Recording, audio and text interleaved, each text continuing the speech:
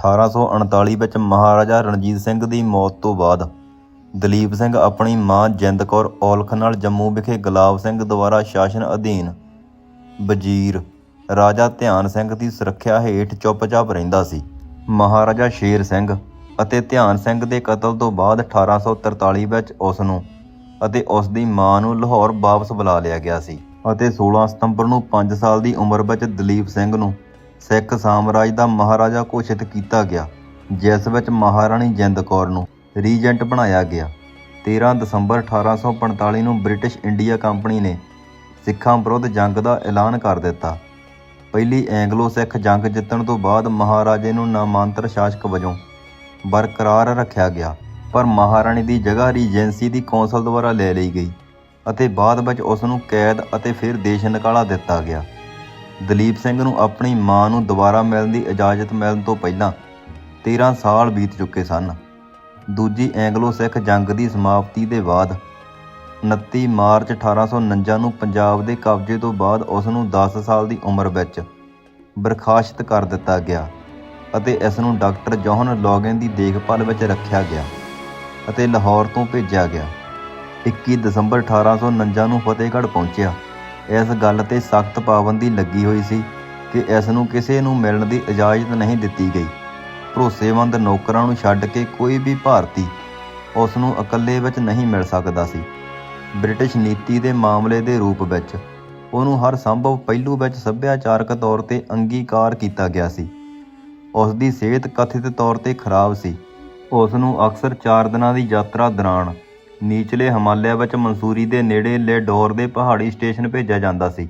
ਉਹ ਲੈਡੋਰ ਵਿੱਚ ਦਾ ਕੈਸਲ ਨਾਮਕ ਇੱਕ ਸ਼ਾਨਦਾਰ ਪਹਾੜੀ ਇਮਾਰਤ ਵਿੱਚ ਇੱਕ ਸਮੇਂ ਵਿੱਚ ਹਫ਼ਤਿਆਂ ਤੱਕ ਰਹੇਗਾ। ਉਸ ਨੂੰ ਉਹਦੇ ਰਹਿਣ ਲਈ ਸ਼ਾਨਦਾਰ ਢੰਗ ਨਾਲ ਸਜਾਇਆ ਗਿਆ ਸੀ। ਬਾਅਦ ਵਿੱਚ ਮਹਾਰਾਜਾ ਦਲੀਪ ਸਿੰਘ ਨੂੰ ਈਸਾਈ ਬਣਾ ਦਿੱਤਾ ਗਿਆ। 1853 ਵਿੱਚ ਲੰਬੇ ਸਮੇਂ ਤੋਂ ਸੇਵਾਦਾਰ ਭਜਨ ਲਾਲ, ਜੋ ਕਿ ਈਸਾਈ ਧਰਮ ਵਿੱਚ ਪਰਿਵਰਤਨ ਹੋ ਚੁੱਕਿਆ ਸੀ, ਉਸ ਦੀ ਸਰਪ੍ਰਸਤੀ ਹੇਠ ਉਸਨੇ ਗਵਰਨਰ ਜਨਰਲ ਲਾਰਡ ਡਲਹੌਜੀ ਦੀ ਪ੍ਰਵਾਨਗੀ ਨਾਲ ਫਤਿਹਗੜ੍ਹ ਸਾਹਿਬ ਵਿਖੇ ਈਸਾਈ ਧਰਮ ਵਿੱਚ ਪਰਿਵਰਤਨ ਕਰ ਲਿਆ ਗਿਆ। ਉਸ ਦਾ ਧਰਮ ਪਰਿਵਰਤਨ ਵਿਵਾਦਪੂਰਨ ਰਹਿੰਦਾ ਹੈ ਅਤੇ ਇਹ ਉਸ ਦੇ 15 ਸਾਲ ਦੇ ਹੋਣ ਤੋਂ ਪਹਿਲਾਂ ਹੋਇਆ ਸੀ। ਬਾਅਦ ਵਿੱਚ ਉਸ ਨੂੰ ਇਸ ਫੈਸਲੇ ਬਾਰੇ ਗੰਭੀਰ ਸ਼ੰਕੇ ਤੇ ਪਛਤਾਵਾ ਹੋਇਆ ਅਤੇ ਉਸ ਨੇ 1886 ਵਿੱਚ ਸਿੱਖ ਧਰਮ ਵਿੱਚ ਮੁੜ ਪਰਿਵਰਤਨ ਕੀਤਾ ਸੀ। ਉਹ ਸ਼ਰਧਾਲੂ ਸਰ ਜੌਹਨ ਸਪੈਂਸਰ ਲੋਗਨ ਦੇ ਅਧੀਨ ਈਸਾਈ ਪਾਠਕਾਂ ਦਾ ਭਾਰੀ ਅਤੇ ਨਿਰੰਤਰ ਸੰਪਰਕ ਵਿੱਚ ਰਿਹਾ ਸੀ। ਉਸ ਦੇ ਬਚਪਨ ਦੇ 2 ਸਭ ਤੋਂ ਨਜ਼ਦੀਕੀ ਦੋਸਤ ਦੋਵੇਂ ਅੰਗਰੇਜ਼ੀ ਐਂਗਲੀਕਨ ਮਿਸ਼ਨਰੀ ਸਨ। ਮਈ 1854 ਵਿੱਚ ਉਸ ਨੂੰ ਬਰਤਾਨੀਆ ਵਿੱਚ ਜਲਾਵਤਨੀ ਭੇਜ ਦਿੱਤਾ ਗਿਆ। ਲੰਦਨ ਵਿੱਚ ਜੀਵਨ ਦਲੀਪ ਸਿੰਘ 1854 ਦੇ ਅਖੀਰ ਵਿੱਚ ਇੰਗਲੈਂਡ ਆਇਆ ਅਤੇ ਬ੍ਰਿਟਿਸ਼ ਅਦਾਲਤ ਵਿੱਚ ਪੇਸ਼ ਕੀਤਾ ਗਿਆ। ਮਹਾਰਾਣੀ ਵਿਕਟੋਰੀਆ ਨੇ ਪਗੜੀਧਾਰੀ ਮਹਾਰਾਜਾ ਅਤੇ ਪਿਆਰ ਦਿਖਾਇਆ, ਜਿਵੇਂ ਕਿ ਪ੍ਰਿੰਸ ਕਸੋਰਟ ਨੇ ਕੀਤਾ ਸੀ। ਈਸਟ ਇੰਡੀਆ ਕੰਪਨੀ ਵੱਲੋਂ ਵਿੰਬਲਡਨ ਵਿੱਚ ਇੱਕ ਘਰ ਲੈਣ ਤੋਂ ਪਹਿਲਾਂ ਦਲੀਪ ਸਿੰਘ ਨੂੰ ਸ਼ੁਰੂ ਵਿੱਚ ਲੰਦਨ ਵਿੱਚ ਕਲੇਰਜੇਜ ਹੋਟਲ ਵਿੱਚ ਰੱਖਿਆ ਗਿਆ ਸੀ ਅਤੇ ਫਿਰ ਅੰਤ ਵਿੱਚ ਰੈਹਪਟਨ ਵਿੱਚ ਇੱਕ ਹੋਰ ਘਰ, ਜੋ 3 ਸਾਲਾਂ ਲਈ ਉਸ ਦਾ ਘਰ ਬਣ ਗਿਆ ਸੀ।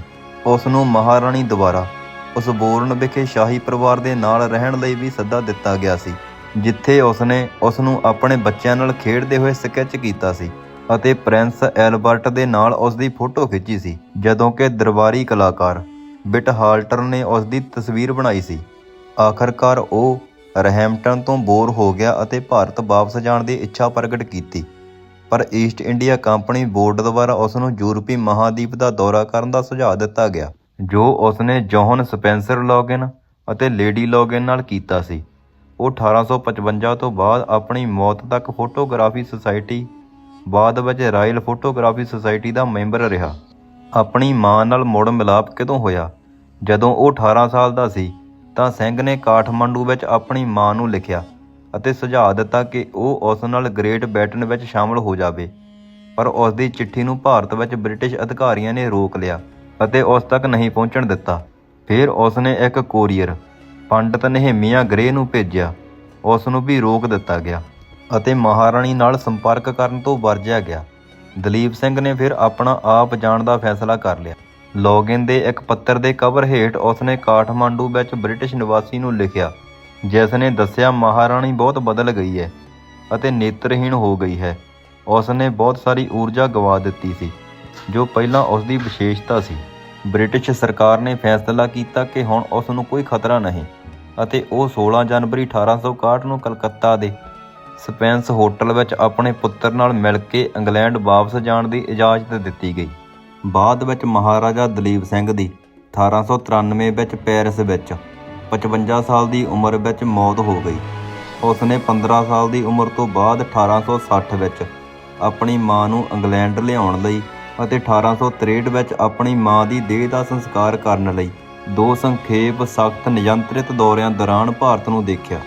ਮਹਾਰਾਜਾ ਦਲੀਪ ਸਿੰਘ ਜੀ ਦੀ ਆਪਣੀ ਦੇਹ ਨੂੰ ਭਾਰਤ ਭੇਜਣ ਦੀ ਇੱਛਾ ਦਾ ਸਨਮਾਨ ਨਹੀਂ ਕੀਤਾ ਗਿਆ। ਅਸ਼ਾਂਤੀ ਦੇ ਡਰ ਕਾਰਨ ਪੰਜਾਬ ਦੇ ਸ਼ੇਰ ਦੇ ਪੁੱਤਰ ਦੇ ਅੰਤਿਮ ਸੰਸਕਾਰ ਅਤੇ ਬ੍ਰਿਟਿਸ਼ ਸ਼ਾਸਨ ਦੇ ਵੱਧ ਰਹੇ ਨਾਰਾਜ਼ਗੀ ਦੇ ਪ੍ਰਤੀ ਕਾਰਮਿਕ ਮੁੱਲ ਦੇ ਮੱਦੇਨਜ਼ਰ ਉਹਨਾਂ ਦੀ ਦੇਹ ਨੂੰ ਈਸਾਈ ਰੀਤੀ ਰਿਵਾਜਾਂ ਅਨੁਸਾਰ ਦਫਨਾਉਣ ਲਈ ਇੰਡੀਆ ਆਫਿਸ ਦੀ ਨਿਗਰਾਨੀ ਹੇਠ ਉਸ ਦੀ ਪਤਨੀ ਮਹਾਰਾਣੀ ਬੰਬਾ ਅਤੇ ਉਸ ਦੇ ਪੁੱਤਰ Prince Edward Albert Dalip Singh ਦੀ ਕਬਰ ਦੇ ਕੋਲ ਅਲਵੇਡਨ ਚਰਚ ਵਿੱਚ ਵਾਪਸ ਲਿਆਂਦਾ ਗਿਆ। ਇਹ ਕਬਰਾਂ ਚਰਚ ਦੇ ਪੱਛਮ ਵਾਲੇ ਪਾਸੇ ਅੱਜ ਵੀ ਸਥਿਤ ਹਨ। ਅੱਜ ਮਹਾਰਾਜਾ ਦਲੀਪ ਸਿੰਘ ਦੀ ਮੌਤ ਤੋਂ ਬਾਅਦ ਸਿੱਖਾਂ ਦਾ ਰਾਜ ਪੂਰੀ ਤਰ੍ਹਾਂ ਨਾਲ ਖਤਮ ਹੋ ਚੁੱਕਾ ਸੀ।